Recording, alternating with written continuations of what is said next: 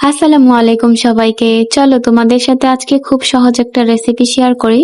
টমেটোর ভর্তা অসাধারণ, এটা খেতে অবশ্যই ট্রাই করবে। টমেটো গুলাকে আমি ভেজে নিচ্ছিলাম, সাথে পেঁয়াজ আর রসুনও দিয়ে দিলাম সাইডে। সেগুলো টমেটোর সাথে ভাজা হয়ে যাবে। আমি ঢেকে দিলাম যাতে টমেটোটা একটু সিদ্ধ হয়ে যায় তাড়াতাড়ি। যারা ভর্তা প্রিয় মানুষ আছেন তারা এটা ট্রাই করতে পারেন, ভীষণই ভালো লাগবে আপনাদের, আমি আশা করি। আমারও ভীষণ ভর্তা পছন্দ। এখন আমি এটাকে উল্টে দিব। এক পাশ হয়ে গেলে আমি উল্টে আরেক পাশ হওয়ার জন্য দিব।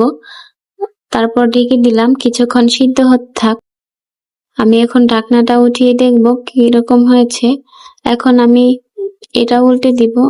দেখাই যাচ্ছে প্রায় হয়ে যাচ্ছে, নিজে নিজেই উপরের চুলকাগুলো উঠে যাচ্ছে।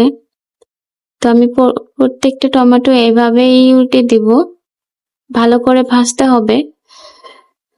এখন আমি পেঁয়াজগুলোকেও নাড়াচাড়া দিয়ে দিলাম। টমেটোর সাথে সাইডে পেঁয়াজগুলো ভাজা হয়ে গেল, দারুণ লাগতেছে।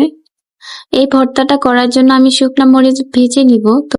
তো আমি এখানেই সাইডে দিয়ে দিব কয়েকটা শুকনো মরিচ, দিয়ে নেড়ে চেড়ে তেলে ভেজে নিব। যতক্ষণ টমেটো হবে ততক্ষণ এটাও মচমচে হয়ে যাবে।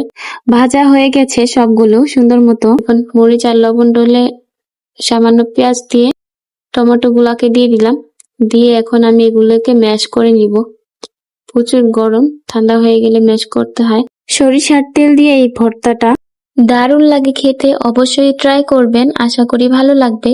ভালো লাগলে আমার চ্যানেলটি অবশ্যই সাবস্ক্রাইব করে দিবেন। ধন্যবাদ সবাইকে।